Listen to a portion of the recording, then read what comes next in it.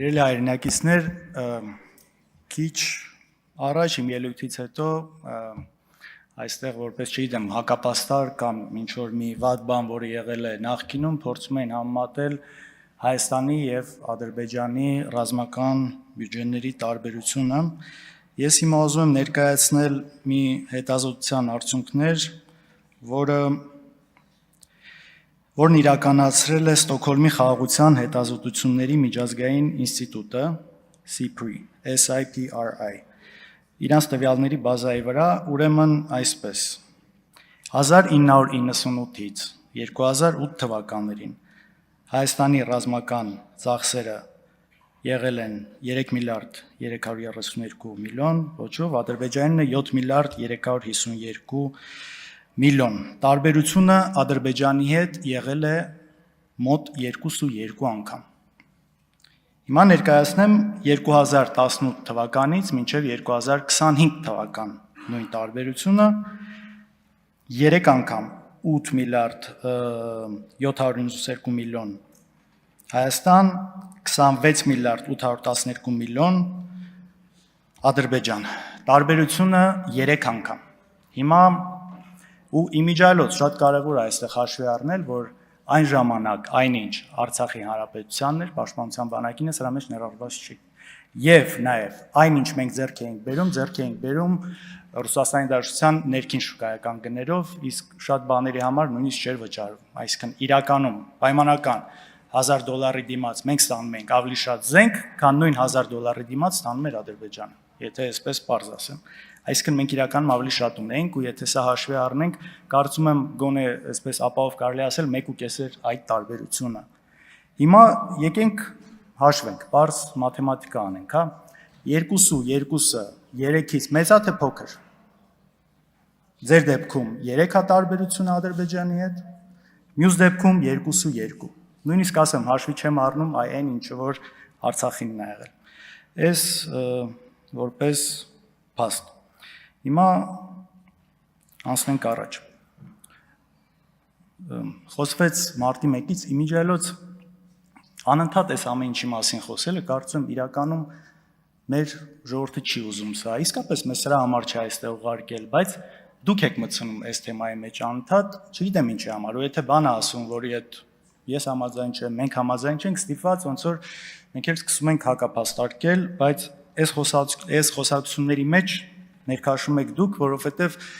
երբ օրինակ խոսում ենք այսօր հիմա տեղի ունեցող անարդարություններից, դուք չգիտեմ, հիշում եք մի բան 30 տարվա, 20 տարվա, երբ խոսում ենք, որ Բարգավաճ Հայաստանը պետք է այստեղ լիներ, մանդատներ են գողացել, խոսում եք ուրիշ բանից եւ սա տանում է խոսակցությունը շատ սխալ տեղ։ Իսկ ինչի եք դրանից խոսում, որովհետեւ այն ինչ հարցադրումներ անում ենք, պատասխան չկա։ Հարցնում ենք Տիգրանաշենը վերջը հնարավոր է այն տարածքը, որը հիմա կոչվում է Տիգրանաշեն,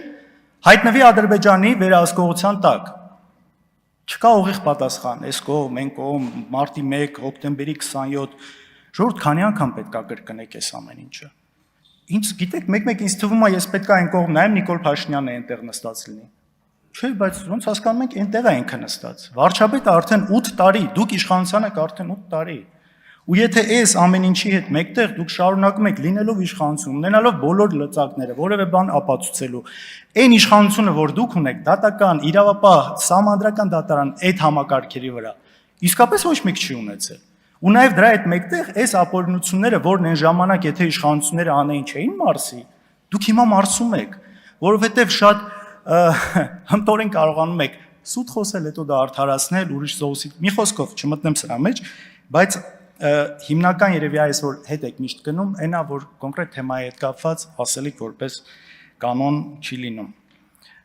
Ու նաև այստեղ խոսեցիք մի այդ դատավճռից, սա էլ ասեմ, էլի, տեսեք, ստեղծվել է մի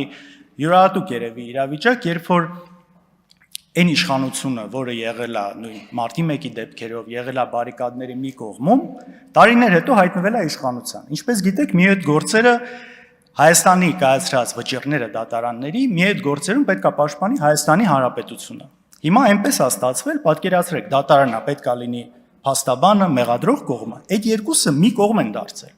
Այսինքն այն փաստերը, որը Հայաստանի Հանրապետությունը պետք է ներկայացներ պաշտպանելու համար իր դատարանի կայացրած վճիռը, մի կողմ դնեմ ճիշտ էր, սխալ էր, բայց այն ֆունկցիան, որը պետք է ունենար։ Այդ կողմը ու մյուս կողմը իրանք մի կողմ են դարձել։ Իմիջիալոց մենք նաև դիմել էինք այն ժամանակ, եթե չգիտեք, պարոն Հարությունյան, մենք նաև դիմել էինք ՄԻԵԴ-ին, ասելով, որ սա բացառիկ երևույթ է, հասկանում ենք ձեր տեսանկյունից էլ, բայց մեզ էլ իրավունք տվեք, որպես երրորդ կողմ փաստարկներ ներկայացրել, մեզ ցույց չեն տվել։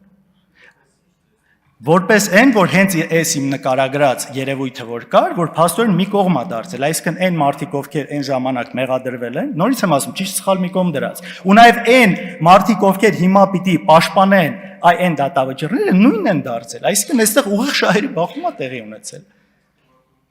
Լավ, հետո կարող ենք խոսալ, շարունակենք, այստեղ հիմա նաև ինչ է անդադ խոսվում, չէ, բան է դարձել, $200 միլիոն։ Ու ընդհանրապես ապօրինի գույքեր, այսքան հայց կա, այսքան հայցեր կա, այսքան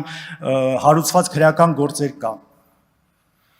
Ժողովուրդ, փորձել եք հասկանաք ինչ ձևով են այդ գործերը հարուցվում, ինչ ուսումնասիրություններ են արվում, բայց ամենակարևորը ում վրա են հարուցվում։ Այսօր կան ձեր թիմում բազմաթիվ մարդիկ, որ եթե իրանց վրա մարզպետներ մնացած, չեմ ուզում այստեղից անուններ հնչեցնել, որ եթե փորձեք այդ ուսումնասիրությունը անել, չգիտեմ, առնվազն եթե նույն տրամաբանության մեջ լինի, ինչով որ սա արվում է անդիմադիրների նկատմամբ, շատ տխուր պատկեր է ստացվել։ Ես ինչի եմ սա ասում, որ այդ ամեն ինչի հիմքը գործ սկսելու լինում է, թե մարդ ինչքանով է անդիմադիր կամ չէ։ Նախկինում падգամավոր է եղել, օլիգարխ, չգիտեմ ինչ, Նիկոլ Փաշինյանի թութուխոս չի ասում, իր հետ կապված խնդիր չկա, ոչ մեկ չի մտնելու իր գույք ստուգի մնացածը անի։ Քաղաքական գործիչ նախկինում եղել է ինչ որ մի բան,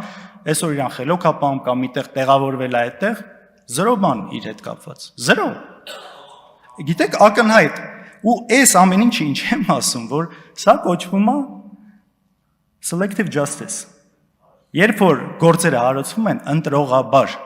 քաղաքական ենթատեքստ ունենալով մարդու քաղաքական գործունեությունից կախված, սրանք բազմաթիվ են։ Այսինքն, երբ որ դուք գործ եք հարուցում, օրինակ, իմ կնոջ հետ կապված ասում են 2010 թվին 100,000 դրամ չի ունեցել, որ ընկերություն հիմնի, ուրեմն այդ ընկերությունը մենք ճանաչում ենք ապօրինի։ Հասկանում եք, ու այս կարգի գործերը բազմաթիվ են։ Մենակ մեր հետ կապված չէ։ Այսինքն ընկերությունը հենց տակից ասում է, դեպքը 25,000 դրամ նույնիսկ ասում են, մարդ չի ունեցել ընկերություն հիմնի, ուրեմն այդ ընկերությունը ինչ աշխատել է ապօրինի։ Այս կարգի աբսուրդի մասին ենք մենք խոսում։ Ու ես չգիտեմ այդ թիվը 200 միլիոն, չգիտեմ ինչ որ թվեր եք ասում։ Նախ եթե 200 միլիոն եք ասում, առնվազն պետք է այնքան պարկեշտություն ունենալ, որ Նիկոլ Փաշինյանից սկսած, որ կանգնեն ասեն ժողովուրդ, մենք ձեզ 15-18 տարի մոլորության մեջ ենք գցել միլիարդներից ու չգիտեմ ինչերից խոսալով, այս մեկ։ Երկրորդը, այդ հաշվարկները ինչ ձևով է կատարվել, ինչա, ես անկեղծ նույնիսկ պատկերացում չունեմ, իսկ քիչ առաջ այստեղ սուտ տեղեկություն նորից հայտնվեց Աֆրիկայում ինչ որ հանքի մասին։ Բացարձակ նման բան չկա, ես ասում եմ, պաշտոնապես, սուտ է դա։ Ինչպես որ սուտ էր ձայնագրությունը, որը դուք չեք ուզում ոչ մի ձև ընդունել, չգիտեմ էլ ինչ ասեմ, այդտեղ ասում են դատի տվեք։ Եթե դուք, մենք ասում ենք, սկզբնաղբյուրը դուք եք, ընդունում եք որ դուք եք։ Եթե ընդունում եք որ սկզբնաղբյուրը դուք եք, դատի տանք, բայց մենք շատ լավ գիտենք այդ դատական գործերը։ Ամեն դեպքում պարոն Ալեքսյանի դատի տվեք։ Սուս մնացեք որ խոսում եմ, գնում հղում են անում բանի վրա, անանուն աղբյուրի վրա, գիտենք չէ ինչ ձևով եք տալիս։ Ֆեյքային էս բանը գնում, հետո ասում եմ, դե ես չեմ ասել, այնտեղ գրած է եղել։ Դե լավ էլի։ Նույն ձև եղել է իմիջիալոց 4 միլիարդի պատմությունը ռուսական ճկլասի ինչ որ թերթով, երբ որ հետո դա դարձրեցիք բոլորի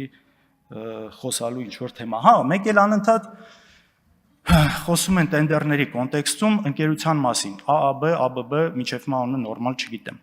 Ժողովուրդ, այդ ընկերության մասին ես իմացել եմ 2018 թվականից հետո։ Եղբորս կնոջ, հոր, եղբոր տղայի ընկերությունն է։ Ամենայն անկեղծությամբ բացարձակ գաղափար չունեմ իրանց բիզնես գործունեությունը։ Ինչ ես ձեզնից եմ իմանում, իրանք ճիշտ տենդեր շահել են, չեն շահել, Մեսրոպն էլ ասում է լավ են կատարել աշխատանքը, լավ չեն կատարել։ Ուրիշ այդ ընկերության մասին, ընկերության հետ կապ բացարձակ չկա, սա անընդհատ ես չգիտեմ, լավ են անում, վատ են անում, դուք նայեք, դուք եք իշխանությունը։ Ու գիտեք,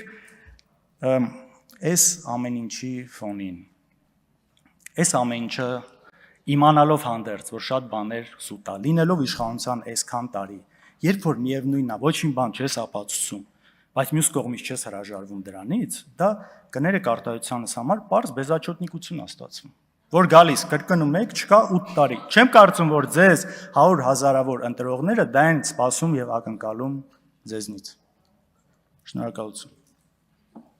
Պարոն Քոչարյան, ես ձեզ հորդորում եմ նիստը նախագահողին